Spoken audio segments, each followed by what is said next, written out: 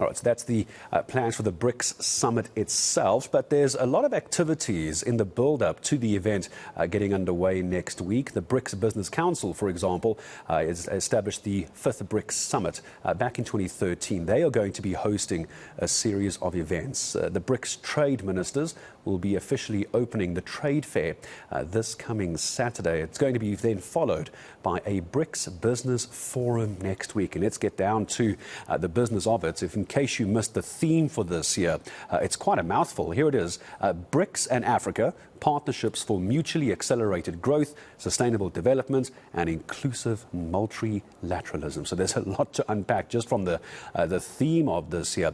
To talk to us about that is the president of the SA Chamber of Commerce and Industry. It's Advocate Mtu joining us this morning. Mtu, good morning and good to have you on the show. I mean, it's quite a title to try and fit in for the BRICS Summit.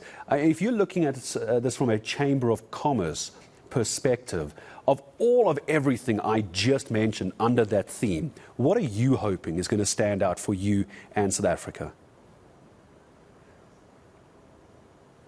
Good morning. Thank you very much for having us. Yes, it is quite a mouthful, but I think it tries to encapsulate a position that we find ourselves in. You know, as the chair of the BRICS partnership this year, South Africa obviously has to make a statement that the world will remember for years to come. But from a business point of view, I think what is coming out from the theme is mainly around the issue of accelerated mutual growth.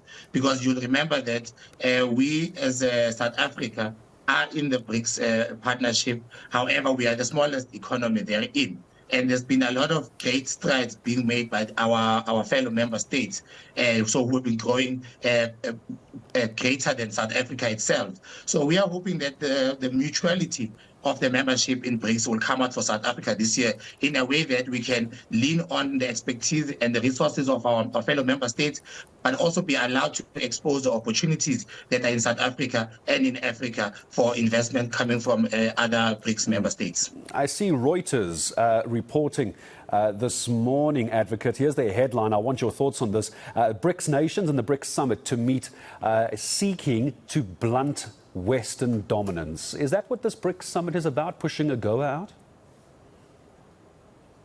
No, certainly not. I think, unfortunately, the summit has attracted unnecessary criticism. But if you focus on the nub of the issue, you'll realize that the summit was going to take place nonetheless. And in the theme itself, towards the end, it talks about inclusive multilateralism. So South Africa has a position that we should not be choosing either East or West. We talk about exclusive multilateralism, meaning that we must build a world of shared prosperity where every partner that seeks to work with peace-loving nations, we need to work together and foster unity. So it should not be seen as blunting or trying to lean towards a particular narrative. It's about building a world where we can expose ourselves and South Africa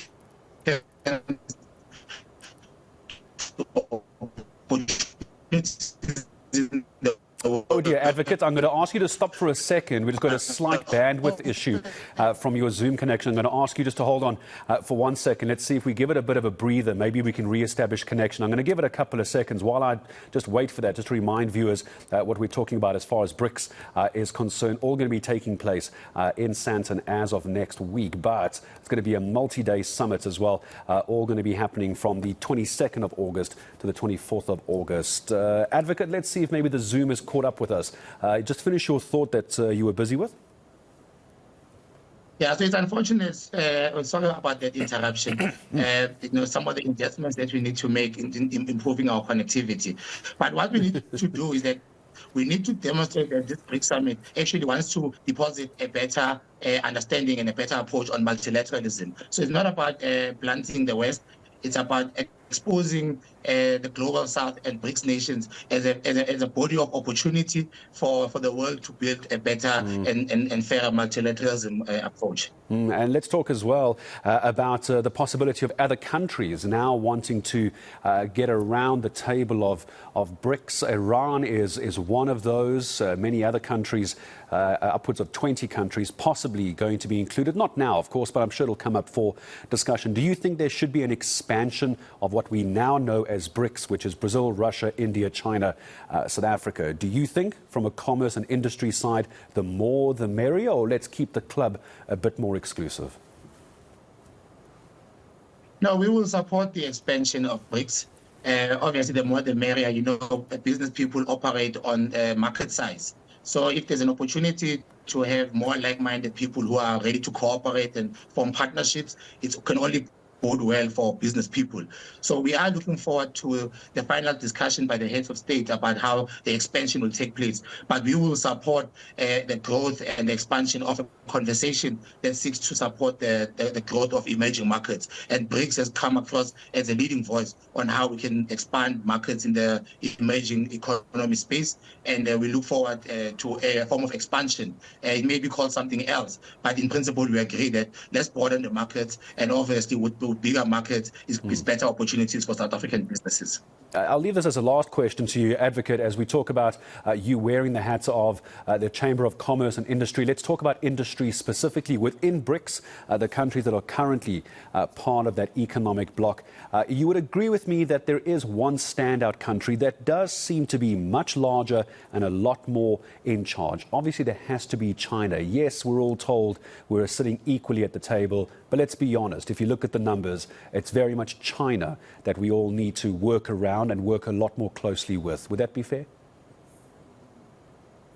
Yes, well, you can't dispute it. China is the biggest member of the BRICS bloc, and it's going to continue to become a very big economy globally. So what we need to do as industry, we're looking at the trade deficit. I mean, we import more than we export, but in our strength is around what we export to China, and how are we able to leverage and export more, but also start building industry in South Africa. I mean, most of our exports that go to China around our mining and our raw minerals, but we have not seen a growth in an exploration fund that seeks to build more mines and ultimately create value chains and industries in South Africa. So as China seeks to import more of our raw materials, we need to see how we are investing in South Africa to grow that opportunity and make sure that as we grow more mines that export more minerals, we create value chains in South Africa. Then it becomes a mutually beneficial relationship. They take our minerals, but we have growth in industry and industrialization in South Africa. Do you think, and I'll leave this as my very last question off of what you just said now, when it comes to equalization, do you think that China is benefiting more from our minerals than South Africa is benefiting from our own minerals? Well, we are benefiting by the sense that we are selling them. So there is income that is coming from the country.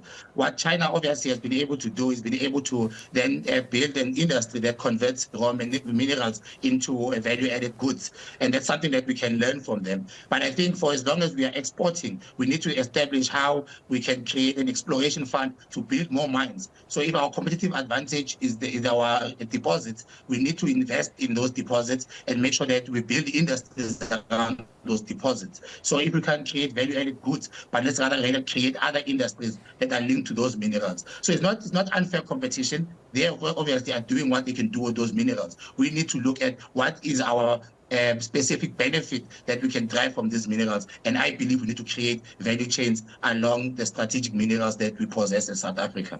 Oh, there we go. That's what you're going to be listening out for, is the SA Chamber of Commerce and Industry. My thanks to the president of the Chamber, Mto Ulu, joining us this morning. So BRICS getting underway 22nd of August. We're going to continue to look at the events in the build-up to the summit itself.